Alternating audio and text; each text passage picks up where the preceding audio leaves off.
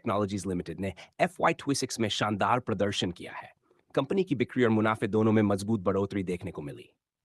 मुख्य बातें, कंपनी का नेट प्रॉफिट 40% बढ़कर 8 करोड़ पहुंच गया। रेवेन्यू 31 सेंट बढ़कर 775 करोड़ हो गया।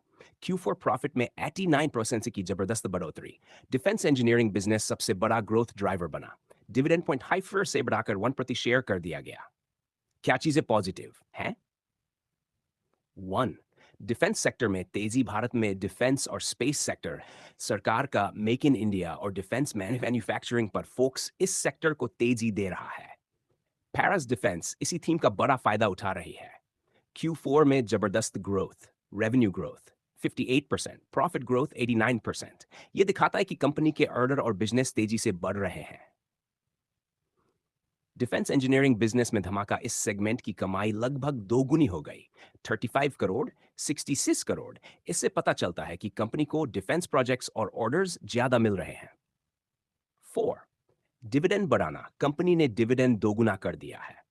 यह संकेत देता है कि कंपनी के पास अच्छा कैश फ्लो है। मैनेजमेंट को भविष्य पर भरोसा है। क्या रिस्क है? 1, मार्जिन में थोड़ी कमजोरी, हालांकि बिक्री बढ़ी, लेकिन रॉ मटेरियल कॉस्ट बढ़ी, खर्चे बढ़े, जिससे EBITDA मार्जिन थोड़ा घट गया।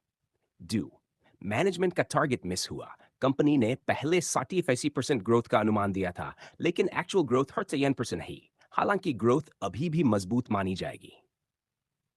मार्केट में इसका असर अभी भारतीय बाजार में defence, PSU, railway, renewable energy जैसे सेक्टरों में जबरदस्त तेजी का माहौल है।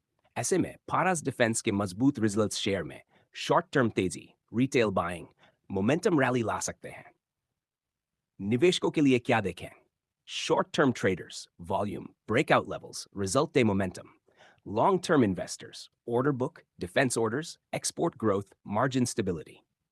कुल मिलाकर निष्कर्ष, पैरास डिफेंस के रिजल्ट्स मजबूत है और सेक्टर का माहौल भी पॉजिटिव है। ओवरऑल व्यू बुलिश, लेकिन मार्जिन पर नजर रखना जरूरी है।